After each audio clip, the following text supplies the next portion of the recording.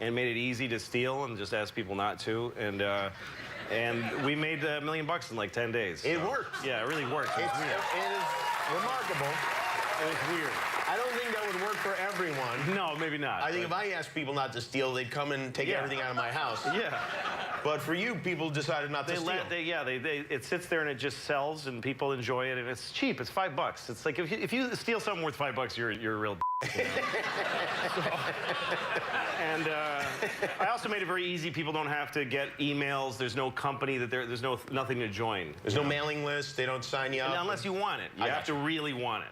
Now, what you've done with your concert tour is interesting, too, because the tickets can only be purchased on your website. Yeah, we did exactly the same thing. I'm going on tour starting in October all over the country and in theaters, but you can only buy tickets on my website. So it's the same. They're cheaper, and all those crazy ticket charges, they're just gone. We got rid of those. And maybe even the best thing about it, I think, is that people can't really scalp the tickets. You don't have to go through ticket brokers because you have to be the person. If you buy the tickets, they check and make sure you're the guy. You got to actually call me at my house and say, I sold it to this dude. And we have a clause that's not in the terms and conditions thing that nobody reads. It's right over the buy button. It says, if you sell this for more than the price, then you will turn it off. We'll kill this ticket. Right. We'll give you your money back, but we'll cancel the ticket. So, and there's some sites where we'll be able to do that. I've got guys doing it. We've got like a little thing of these cops that are it's really fascinating and weird, but it won't work 100% of the time. But if you buy a ticket from somebody for more than $45, which is what all our tickets are, it might die before you get to the show. Yeah. It's a risk. When you get to the venue, they'll just go, that's no good. This ticket is no good, and you're screwed out of your money. That's right. See, I would not imagine you being so tech savvy. Are you into technology and that sort of thing? Well, you know, some of it is too much, you know. Like I don't have an iPhone. I had an iPhone, and it's just so absorbing. It's just like having a pencil that can, you know, it's just too, I just want to write something down. I don't want a whole panoramic experience. And I think people are a little naive about it, what they're giving away, because like people are so excited to have geotags. There's a company that always knows where you are. Like, what are you, nuts? Yeah. And there's a new thing, the cloud. They want you to go to the cloud.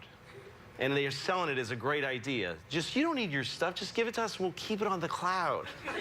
It's fine. You don't have to. And you're like, really? But those are my pictures. And we'll keep it on the cloud. You pay a little rent to have it up on the cloud. And the way they're going to talk you into this is that you get to have a smaller device, because you don't need to keep the stuff on it. You understand? That's why, okay, like this, somebody gave me this iPhone. This is what an iPhone is right now, okay? Now, it's gonna, when they tell you you want to keep it on the cloud, they're gonna say, this is the iPhone now. The next iPhone is just gonna be this. It's just gonna be this, and it's just gonna be this thing, because you need this to store all your movies and stuff on. But you're just gonna have this, and you just rub and go, ooh, I want to see Tom Cruise, and Tom Cruise will be all around your face, and then you want to see, you know, Selma Hayek, and then you take it and you that's how it's gonna work. I'll give you $10,000 for that thing right now.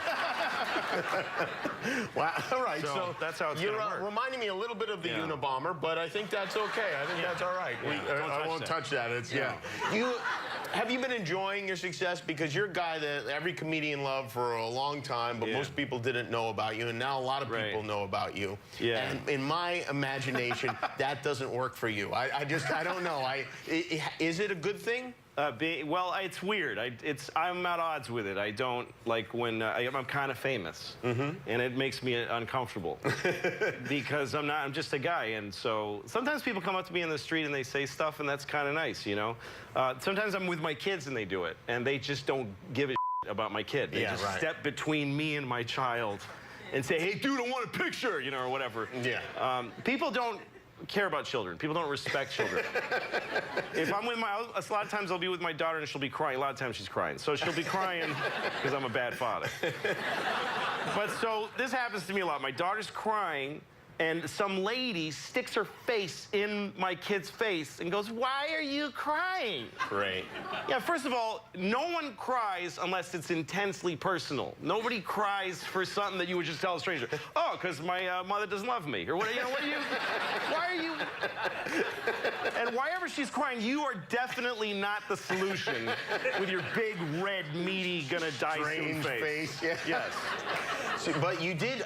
You've gotten maybe the greatest validation you could get as a comic and an actor, which is, and not the Emmy nomination was I'm not great. sure what you're talking about. You'll probably, but it's being asked to be in a Woody Allen movie. That's right. Yeah. Right? That's as good as it gets. Yeah, that was really nice. Yeah. And how did that work exactly? Well, I grew up loving Woody Allen. He's the greatest to me, and he's a real, he's just a beacon artistically. You can see that love in your show, I think, certainly. Yeah. And so I found out that he was interested in me being in a movie, but he wanted me to read for it. He wanted me to audition, but he wanted to meet me in audition. So I went to see him in his office, and I mean, my heart was pounding. It was really difficult. Yeah. And he was very nice, and he said, I know you can act, but I just want to see you try this part because it's a really tough guy, like tougher than you in person. So I tried to be this kind of tough guy, but my heart was beating, like I was really nervous. Well, it's probably good. Well, tough guys don't get nervous. Yeah, but if your heart stops beating, you die. That's right. That's right. That's a good point. So you got to be grateful. So you obviously you did well. Right? I know I tanked it. I didn't get the part. And well, so he said, here's another part, way smaller. And I'm happy with the little part. Wow. I'm so happy with the little part because the other one made me nervous. It's a really tough guy. So then I find out that they gave that part to Andrew Dice Clay. He's true. Dice is playing. First of all, the fact that I auditioned for a part that Dice got is really you two bizarre. are interchangeable. Oh, yeah. Totally. But so Dice got the part, and I know him. And you do know him? Yeah. Okay. So he called me to both of us say, hey, we're in this movie, and he told me the story of him meeting Woody. And it was the greatest pleasure for me because he did himself and Woody. Like, he did his own character, and then he did a beautiful Woody Allen impression. Really? Yeah, so he's like, talking to Woody, and I got these sideburns, big sideburns. And Woody says, would you mind shaving the sideburns? Is that much of a problem? And I'm like, Woody, I'll do anything for you with what I got. Oh, and he says, my retina's bothering me. And yeah, my retina's too. Hey, yeah. Louis C.K. is with us. We're going to take a break. We'll be right back. More Louis.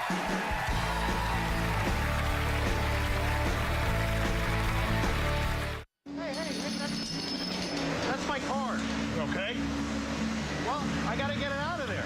So we're working. But you didn't say you guys were gonna be doing all that. Well, you shouldn't have parked there. What the hell are you guys doing anyway? I don't know.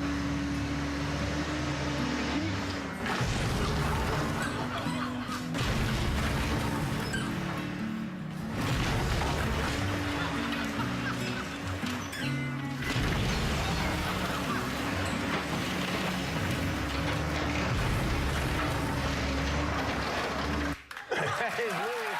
It premieres season 3 at 10:30 on Thursday on FX. Louis, I have to admit, hilarious. I also find it kind of heartbreaking when I see a car get destroyed on television or in the movies. Yes. Well, it's funny. Usually there's picture cars, and when you want to destroy a car on TV, they go get you a car that the engine's dead, but the car looks okay. Right. So it's usually, it costs about $700 for like a, Ford Taurus, 92 Ford Taurus, But I know all these prices. But the character in the show that I am, it's me, drives an Infiniti, a black Infiniti of the current model era. So when you want something specific, you got to just get the car. So we just bought an You Infiniti. bought an Infiniti. Yeah, that laugh was $11,000. That's what that You got to cost. get that shot right. Exactly. We had one take, too. It's funny that you had to have an Infiniti, and yet on your show, like, we'll look back and, like, your neighbors are different people. Yeah. And And the cast, you'll That's change right. a cast member randomly. I've had 2 different moms on the show. I have. 3 different sister characters that have come and gone, and a brother who has only been on 1 season. He's gone. In the second episode, but it's not like I kill the characters. It's like they never existed. they I just stopped using suddenly are different people. In That's the second right. episode, your ex-wife Yeah, first time I've had an ex-wife. is African American, Yes.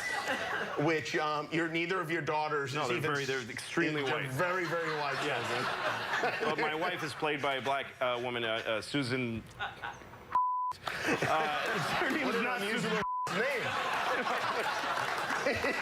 name. You just find out later in Is she related to Larry? That's gotta feel horrible. She's so good. Anyway, she's really good.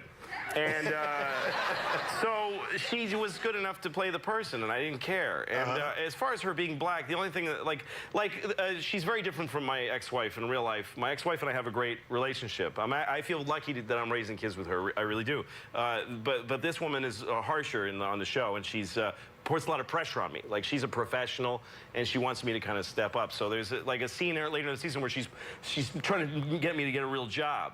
And when a black woman tells you to get a job, it's just more. it's just get a job. Like, it just hurts more.